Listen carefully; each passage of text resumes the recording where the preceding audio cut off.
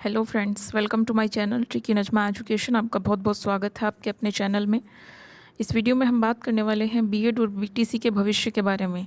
BEd और BTC आपने, जाहिर सी बात है, आपने किया है तभी इस वीडियो को क्लिक किया होगा। देखिए, आपके भविष्य के साथ एक बहुत बड़ा खिलवाड़ शुरू हो चुका है। एक पत्र को यहाँ पर जारी किया गया है 6 अक्टूबर 2022 को।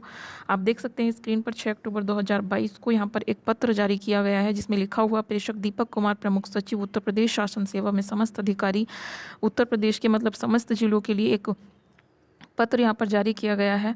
सब्जेक्ट क्या है इसका? राष्ट्रीय शिक्षा नीति 2020 के अनुसार परिषदीय प्राथमिक और उच्च प्राथमिक विद्यालयों का निजी विद्यालयों के साथ युग्मन किए जाने संबंधी निर्देश जारी किए जाने के संबंध में। यानी कि आपको इजी लैंग्वेज में समझिए, जो भी गवर्नमेंट स्कूल थे, गवर्नमेंट जो प्राइवेट प्राइमरी में स्कूल थे, उनको जोड़ा जा रहा है प्राइवेट से, प्राइवेट स्कूलों के साथ यहाँ पर जोड़ा जा रहा है। जाहिर सी बात है, बीएड और बीटीसी वालों को क्यों झटका लगा, क्यों उनके लिए ये अच्छी न्यूज़ नहीं है बिल्कुल भी। बहुत ही उपयुक्त विषय की ओर आपका ध्यान आकृष्ट कराते हुए अवगत कराना है कि भारत सरकार द्वारा लागू की गई राष्ट्रीय शिक्षा नीति 2020 ऐसे सकारात्मक पहलुओं एवं संस्थाओं को तैयार करने की बात कराती है जो भारतीय संविधान द्वारा तय किए गए। आपको यहाँ पर देख सकते हैं, यहाँ पर राष्ट्रीय शिक्षा नीति 2020 के अनुपालन में विद्यालयों के अलगाव को समाप्त कराने, अलगाव को समाप्त करने, एकीकृत शिक्षा को बढ़ावा देने, विद्यालयों को अतिरिक्त संसाधन उपलब्ध कराने, शिक्षकों से बेहतर सहयोग समन्वय के साथ ही विद्यालयों के बीच पारस्परिक सकारात्मक एवं सहयोगात्मक वातावरण सृजन हेतु विद्यालयों के युग्मन यानी प्राइवेट और जो सरकारी हैं, आपके सरकारी जो प्राइमरी में स्कूल चल रहे हैं का निर्णय लिया गया है, उनको जोड़ने का निर्णय लिया गया है। इसके अंतर्गत 5 से 8 किलोमीटर के दायरे में अवस्थित निजी विद्यालय, मान्यता प्राप्त अशासकीय विद्यालय, उच्च शिक्षण संस्थान विद्यालय के साथ परिषदीय प्राथमिक उच्च प्राथमिक विद्यालयों का युग्मन किया जाएगा। यानी 8 से 10 किलोमीटर के बीच में जो आपका प्राइमरी सरकारी स्कूल आता है, प्राइमरी का सरकारी स्कूल आता है, उसको आपको जोड़ा जाएगा प्राइवेट के साथ। यानी कि प्राइमरी के स्कूल जो गवर्नमेंट स्कूल होगा उसके बच्चे प्राइवेट में जाकर पढ़ सकते हैं। जाहिर सी बात है, अगर ऐसा हुआ, ये निर्देश आ चुका है और ये लागू भी हो जाएगा। देखिए, अगर ऐसा ये हो जाता है ना, तो आप खुद समझिए, जो टीचरों की कमी थी, अगर जो सरकारी स्कूल के बच्चे हैं वो प्राइवेट में जाकर पढ़ेंगे, जो उनको कमी महसूस हो रही, जो टीचरों की कमी थी वो प्राइवेटाइजेशन के थ्रू पूरी की जा रही है, तो शिक्षक भर्ती आने की तो कोई उम्मीद ही नहीं बचती।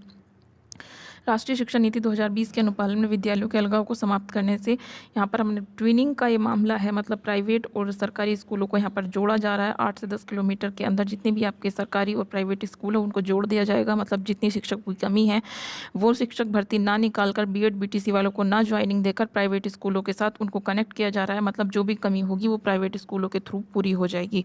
उनको बेहतर इंफ्रास्ट्रक्चर की देने की यहाँ पर बात की गई। उद्देश्य क्या होगा? युग्मित विद्यालयों के बीच अकादमिक और सहपाठ्य चर्चा संबंधी गतिविधियों, विचारों, दृष्टिकोणों, शिक्षण विधियों, तकनीकों की पहचान और सर्वश्रेष्ठ प्रथाओं साझा करने हेतु अवसर प्रदान करना है। मतलब बेहतर इंफ्रास्ट्रक्चर आपको देने के लिए, बेहतर एजुकेशन देने के लिए, पीयर लर्निंग और ग्रुप लर्निंग के लिए वातावरण प्रदान करने की, शिक्षा की प्रक्रिया और गतिशीलता में प्रभावी मंथन उपलब्ध कराना है।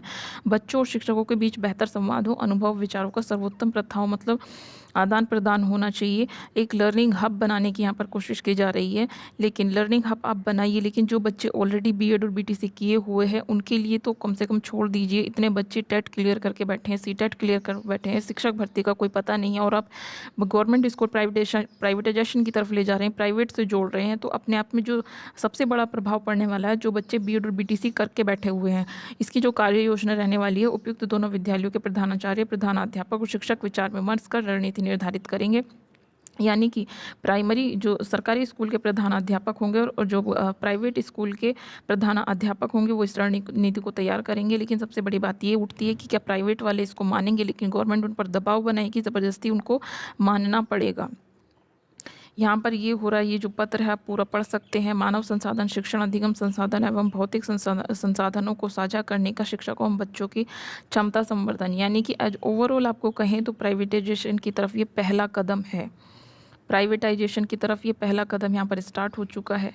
धीरे धीरे ये कहाँ तक पहुँचेगा और इसका क्या प्रभाव पड़ने वाला है बीएड और बीटीसी की, आप समझदार हैं, खुद समझ सकते हैं। जिस तरीके से शिक्षक भर्ती ठंडे बस्ते में पड़ी है, आगे भी इसी तरह आपको देखने के लिए मिलेगी। क्योंकि जब आपको शिक्षकों की कमी महसूस होगी, प्राइवेटाइजेशन के थ्रू उसको कंप्लीट कर लिया जाएगा प्राइवेट में बच्चों को भेजकर, तो शिक्षक भर्ती देने का तो कोई सवाल ही नहीं उठता। क्या करेंगे वो टीचरों की वैकेंसी निकाल के?